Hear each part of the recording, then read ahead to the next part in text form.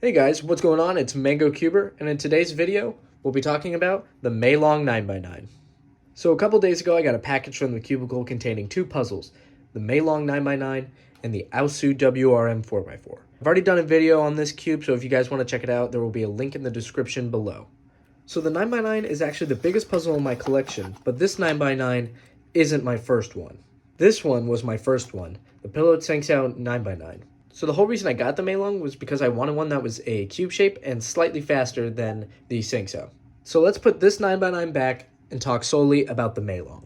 So this cube is quite speedy and isn't super loud. It still feels like there's a bit of a scratchy feel, but it's actually really smooth. The only thing that I don't like about this puzzle is that as I move the layers, if I'm not holding them in place, they will do stuff like this. On the Sangxiao, the pieces stay in line. But this isn't too bad because I can just quickly realign them by just setting the cube down on the table, something I couldn't do on the pillowed cube. I actually decided I'm going to leave the pillowed cube in frame because of how much I'm using it. The MeiLong could definitely benefit from something like magnets, but I can just get around it by holding the cube like this, which is a little annoying because I would prefer to hold the cube like this. So I don't have any intentions of actually consistently speed solving either of these cubes, so I won't be adding lube or changing the tensions. The reason I wanted one that moved slightly faster was because on the Sangxiao, it takes considerably more effort to do finger tricks than it does on the MeiLong. Now I don't have an 8x8 to compare sizes with, but I do have a 7x7, so that'll just have to do for now. As you can tell, the MeiLong is considerably bigger, which is to be expected. This is 2 stages up from the 7x7. The turning on this cube is great, slightly scratchy. The corner cutting isn't amazing on big cubes, but I don't actually expect to be doing a lot of it. The only thing bad that I have to say about this cube is that the middle layers will turn if you are not holding them, so that does get slightly annoying having to hold it in a different grip than I'm used to. And it also has a bit of locking up, which is due to those middle layers not staying in place when you want them to.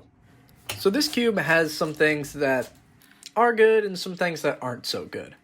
Starting off with the things I don't really like about this cube, if I'm not holding all the layers while turning aside, some of the other middle layers start to move. It's kind of annoying, but it's not too much of a problem because I can just hold them in place, but it does require me to hold the cube in a different way than I'm used to.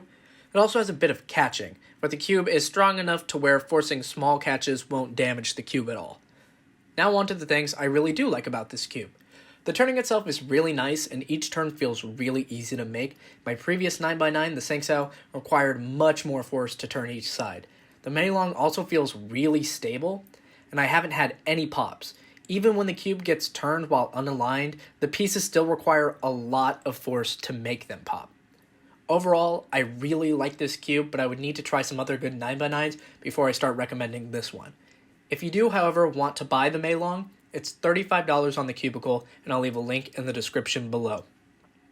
If you guys enjoyed this video, make sure to leave a like, comment, and subscribe. I'll definitely do more videos like this in the future and more videos that are just cubing related. If you have any video ideas, leave them in the comments. Other than that, have a good day. Take care.